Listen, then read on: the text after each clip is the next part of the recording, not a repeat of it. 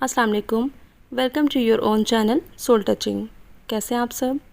उम्मीद करती हूँ सब खैरियत से होंगे। So today's afsana name is Fasle Bahar ke aate aate, written by Kanta Rabia. Let's start. पहले हॉस्टल और मैके में और फिर ससुराल में अपना सलीका और तरीका दिखाने और धाक जमाने में ज़िंदगी गुजर गई। खैर इसमें शक तो नहीं था कि वो वाकई सलीकामंद खातून थीं और उनके माँ बाप को चाहिए था कि सहारा बतूल का नाम बदलकर सलीका बेगम रख देते तो कोई हर्ज नहीं था। और ये सलीका सिर्फ सिलाई कढ़ाई या सफाई सुथराई में ही नहीं था बल्कि खाने पकाने तक भी था। रिसाइकलिंग का मफहूम ही उनके घर दाखिल होकर समझ आया। एक सादा सी सफ़ेद सब्ज़ रंग की कोल्ड ड्रिंक की बोतल उनके सलीके की बदौलत कई शाहकार तख्लीक पाने का बाइस होती। ऊपर वाला हिस्सा बोतलों में पानी भरने के लिए कीफ के तौर पर और नीचे वाला हिस्सा खूबसूरत मल्टी कलर फैंसी कपड़े के टुकड़े ये चमकीले रंगीले कागज़ की बदौलत एक डेकोरेशन पीस बना हुआ मिलता, जिसमें अस किस्म सुइयाँ, धागे की नलकियों से बच्चियों की पोनियाँ, साबुन के बचे टुकड़े तक पाए जाते। बात खाने पकाने की हो तो उनसे बढ़कर कोई मिसाल उनका दुश्मन भी नहीं दे सकता था।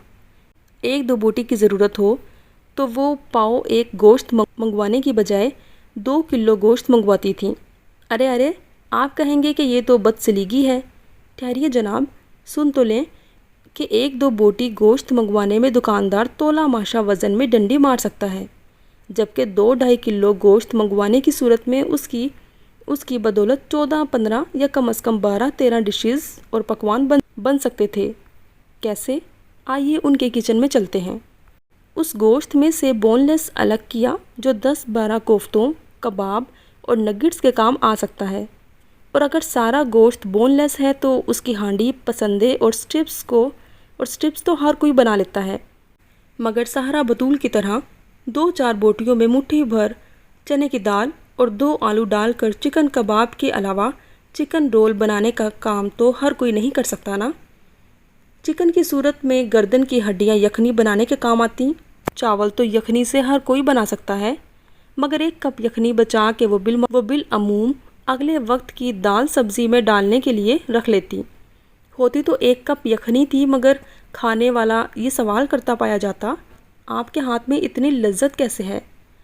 कुछ गोश्त शोरबे के सालन के लिए और कुछ आने वाले वक्त के लिए फ्रीज़ कर देती। अब है कोई औरत जो गोश्त के एक पैकेट से ढेरों पकवान तैयार कर सके? यही नहीं, दाल चावल अमूमन बुध को बनाती। चावल मुट्ठी भर भी बच गए तो नो टेंशन, दूध में डालकर खीर बना लो, पिसी स्याह मिर्च और ज़ीरा डालकर थोड़ा सा पका लो और बढ़िया बनाकर खुश्क कर लो। वरना इस मलगूबे को शेकर में डालकर शेक किया, चादर पर डालकर धूप में सुखाया और तेज़ छुरी की मदद से काट कर बच्चों के लिए पापड़ तैयार। दाल बच गई तो दाल वाली रोटी के अलावा 10 नमकीन चीज़ें तैयार करने का फ़न आता था। ये बात नहीं कि उसकी ये आदत लोगों को पसंद नहीं थी, बल्कि लोग बाग तो सराहते थे, बहू बेटियों को मिसाल देते थे। उन मिसालों ने नफ्स को फुला कर गुब्बारा बना दिया। अब उसका हदफ बेटियां थीं, सायरा बतूल और ताहिरा बतूल। बेचारी आँख खोल कर दुनिया को देखने भी ना पाई थीं कि माँ के सलीके का शिकार हो गईं। सुई में धागा भी डालती तो 2-2.25 साल की ताहिरा बतूल को आवाज़ देकर पास बुलाती, ताहिरा बच्चे इधर आओ। जी अम्मी। बच्ची ताहिरा पास आके मुअद्दब होकर बैठ जाती। देख बच्चे, यूं सुई में धागा डालते हैं। वो लंबे से धागे के सिरे को मुंह में डालकर अपने तई मज़ीद बारीक करके सुराख में डालती। अगर प्याज काटने बैठती तो दोनों मासूम परियों को मुखातिब करती और छुरी की तेज़ नोक से प्याज की जड़ को गोलाई के रुख में बाहर निकाल कर कहती, देख बच्चे, प्याज का छिलका उतारने से पहले इसे बाहर निकालते हैं। कपड़ों की तय लगाती तो खेलती कूदती बच्चियों को पास बुलाती, देख बच्चे, पहले बाजू वाला हिस्सा तय लगाते हैं, वगैरह वगैरह। इन्हीं खेलती कूदती हंसती मुस्कुराती बच्चियों को सलीका सीखते सीखते 16वें और फिर 17वें सन लग गया। FA भी बामुश्किल मुकम्मल किया था कि कई रिश्ते आगे पीछे ही आ गए। नंदोई का भांजा मुकामी कॉलेज में लेक्चरार था। बहन ना भाई صاحب جائیداد بھی تھا۔ قرۂ فال اسی کے نام نکلا اور یوں سائرہ بطول ماں سے سلیقے طریقے قرینے کی تربیت لے کر اپنے میاں انجم شہزاد کے ساتھ دوسرے شہر روانہ ہو گئی۔ سسرال میں ساس اور سسر کے علاوہ اس کی مرحومہ نند کی بیٹی بھی مقیم تھی۔ اچھی شستہ طور طریقوں والی سسرال تھی۔ کمرہ خوب قیمتی سامان سے سجا ہوا تھا۔ ہر چیز سے صاحب مکان کے عمدہ ذوق کی نشاندہی ہو رہی تھی۔ کتابوں کے ریک میں ڈھیروں کتب اور رسالے سجے ہوئے تھے۔ سائرہ بطول کو کتابوں اور رسالوں سے خاص دلچسپی نہیں تھی۔ اگر نصابی کتب کے علاوہ کتب کی جھلک دیکھنے کی توفیق ہوئی بھی تھی تو کھانے پکانے کی ترکیبوں اور گھر کو سجائیے جیسی کتب بھی تھیں۔ خیر، سائرہ بطول کی آؤ بھگت بڑے اچھے طریقے سے ہوئی۔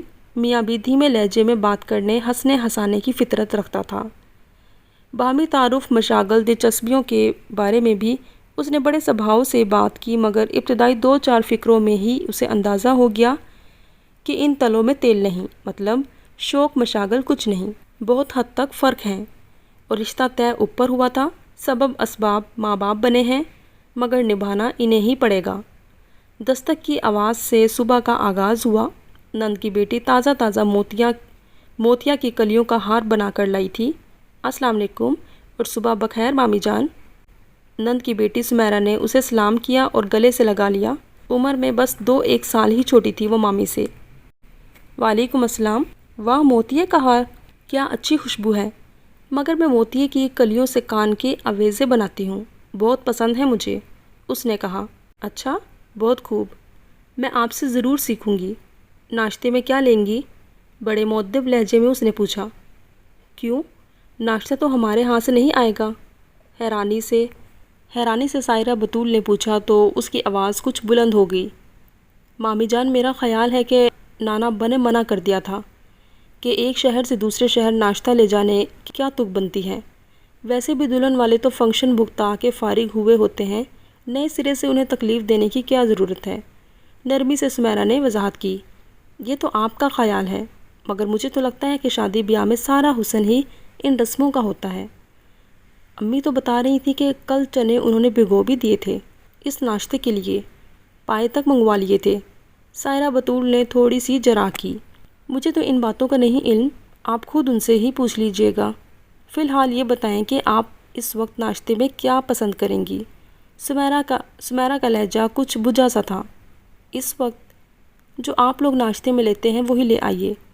اپنی طرف سے سائرہ بطول نے بھی باادب ہونے میں کسر نہ چھوڑی۔ ٹھیک ہے، آپ فریش ہو جائیں، میں ناشتہ لے کر آتی ہوں۔ یہ کہہ کر وہ کمرے سے چلی گئی اور 1 سیکنڈ کے بعد واش روم کا دروازہ کھلا اور محسن ندیم، سائرہ بطول کا نصف بہتر، برآمد ہوا۔ اس کے چہرے پر غیر محسوس سی شکنیں دیکھیں۔ آواز آ رہی تھی ابھی کسی کی یہاں؟ صوفے پر بیٹھتے ہوئے اس نے پوچھا۔ سمیرہ تھی آپ کی بھانجی، سائرہ نے کہا۔ کیا کہہ رہی تھی؟ امی ابا تو خیریت سے ہیں نا؟ کچھ فکر مندی سے محسن نے سوال کیا۔ ابا اماں کا تو میں نے نہیں پوچھا، ناشتے کا پوچھنے آئی تھی وہ، سائرہ بطول نے وضاحت کی۔ اچھا، مجھے تو واقعی ناشتے کا سنتے ہی بھوک محسوس ہو رہی ہے۔ میں پتہ کرتا ہوں کہ بازار سے کچھ منگوانے والا آئٹم تو نہیں، ابا تو ویسے ہی معذور اور بیمار ہیں۔ یہ کہتے ہوئے وہ کمرے سے باہر چلا گیا اور سائرہ بطول چیزوں کا پھیلاوا سمیٹنے لگی۔ چند منٹوں کے بعد محسن اندر آیا تو سائرہ ابھی تک چیزیں سمیٹ رہی تھی۔ جوتے وغیرہ ڈبوں میں بند کر کے ایک طرف رکھ دیے تھے۔ سیج کے 2-4 گرے پھول پتیاں ہاتھوں سے ہی سمیٹ کر ایک پلیٹ میں رکھی ہوئی تھیں۔ رات اتاری ہوئی کانچ کی چوڑیوں کا سیٹ، نتھ، ٹیکا سب پیک کر کے ڈریسنگ ٹیبل کے دراز میں ڈال دیے تھے، اور تو اور اس نے اپنے کلچ سے سلامی کے لفافے خالی کر کے دراز میں ڈالے ہوئے تھے۔ ارے تم تیار نہیں ہوئی ابھی تک؟ محسن نے قدرے حیرانی اور زیادہ پریشانی سے پوچھا۔ تیاری کیسے ہوتی؟ کمرے کا حال دیکھا تھا آپ نے؟ کیا حشر ہو رہا تھا؟ نازو انداز سے وہ بولی۔ محسن خاموش ہو گیا۔ اس کی خاموشی سے سائرہ بطول ٹھٹکی اور فوراً واش روم کی جانب قدم بڑھائے۔ محسن نے ایک لمبی سرد سانس خارج کی۔ اسے بہت اچھی طرح اندازہ ہو گیا تھا کہ نصف بہتر ہونا کس قدر دشوار ہے۔ سائرہ بطول کے باہر تشریف لاتے ہی محسن اسے ڈائننگ روم میں لے گیا۔ اماں ابا سمیرہ ناشتے کے انتظار میں بیٹھے تھے۔ آملیٹ पराठे, नान चने, हलवा पूरी, फ्राई अंडे मेज़ पर नाश्ते के लवाजमात के तौर पर मौजूद थे। सायरा बतूल कुर्सी घसीटते ही उस पर बैठी और हलवा प्लेट में डाला। सबकी नज़रें एक दूसरे से मिलीं।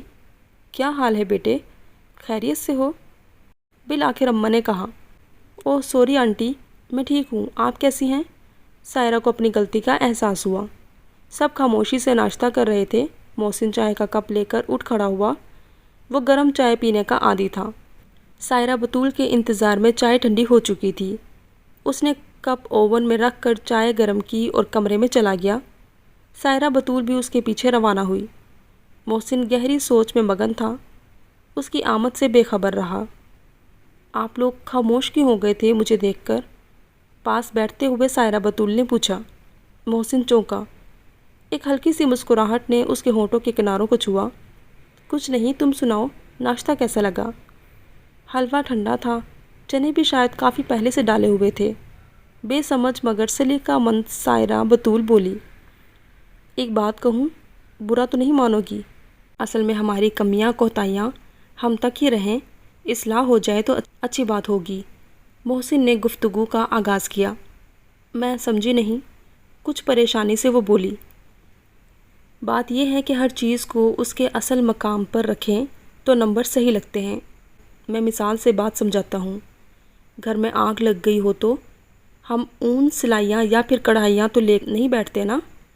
इसी तरह हर जगह, हर इलाके और हर ख़ानदान के अपने अपने तौर तरीके होते हैं। कहीं खाने पकाने को बहुत अहमियत दी जाती है और कहीं घर की मेंटेनेंस पर सारा जमा जत्था लगाते हैं। कोई अल्लाह के नेक बंदे ऐसे भी हैं जो खाने पर लगाते हैं, ना ही घरदारी पर। वो सैर व तफरीह, सैर सपाटे पर सारी माली और जिस्मानी तवानाइयाँ सर्फ कर देते हैं। मैं इनमें से किसी की नफ़ी नहीं कर रहा, बस कहने की बात यह है कि इनमें से हर शौक़ एक हद तक ही अच्छा लगता है और लाजमी बात यह है कि एक शौक़, मशगला या आदत दूसरे का हक ना मारे। कमरे की सफाई बहुत अहम थी और मुझे खुशी हुई कि अल्हम्दुलिल्लाह मेरी बीवी को सफाई के लिए कहने की ज़रूरत नहीं पड़ी। मगर उस वक्त ईमानदारी से बताओ, सफाई ज़्यादा अहम थी या नाश्ते की मेज़ पर बैठे मुंतज़िर लोग जो गर्मा गर्म चाय और नाश्ते के आदी हैं? सायरा बतूल सर झुकाए सुनती रही। मोहसिन ने सवालिया नज़रों से उसे देखा। उसकी आंखों के कटोरों में आबे ज़र जैसा पानी झिलमिल झिलमिल कर रहा था। सॉरी, बमुश्किल उसने हलक से फंसी आवाज़ बाहर निकाल कर कहा। नहीं भाई, सॉरी किस बात की? हम आपके यहाँ जाएंगे, हम लोगों से आपके मुताबिक ना हुआ तो हम तो सॉरी नहीं करेंगे। सॉरी से बात नहीं बनती, बल्कि वो शरारत से मुस्कुराया। जी बताइए, बेसाख्ता सायरा बतूल ने पूछा। बल्कि ये कि यहाँ पर हम सब उस्ताद, आप शागिर्द। आपके मैके में आप सब उस्ताद, हम शागिर्द। क्या ये ठीक है ना?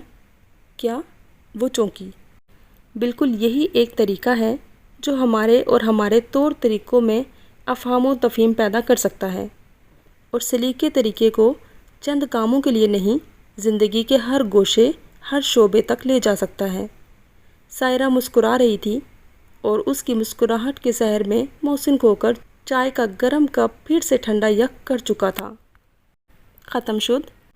उम्मीद करती हूँ आपको ये छोटा सा अफसाना पसंद आया होगा। इसी के साथ इख्तिताम करते हैं कि अपना बहुत ख्याल रखिएगा, दुआओं में याद रखिएगा। Take care. अल्लाह हाफिज़।